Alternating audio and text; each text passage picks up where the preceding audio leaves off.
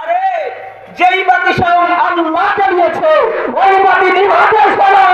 ওই বাতি নিভাতে চাইলে নিভবে না, স্বয়ং তোমার জীবন নিভে যাবে।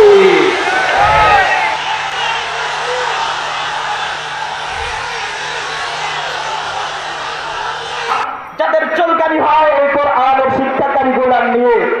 যাদের চুলকানি হয় মাদ্রাসা দেখলে, যাদের চুলকানি হয় লম্বা দাড়ি দেখলে, যাদের চুলকানি হয় লম্বা জুব্বা দেখলে, যাদের চুলকানি হয়, যাদের চুলকানিতে ভরে যায় মাথায় টুপি দেখলে, যাদেরকে দেখলেই মোল্লাদেরকে দেখলেই যারা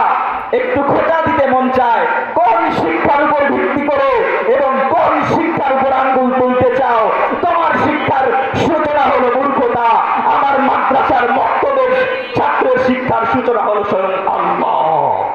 কোরআনে কারীমে বলেছেন, কুল হাল ইয়াস্তাবিল লাযীনা ইয়া'লামুন ওয়াল লাযীনা লা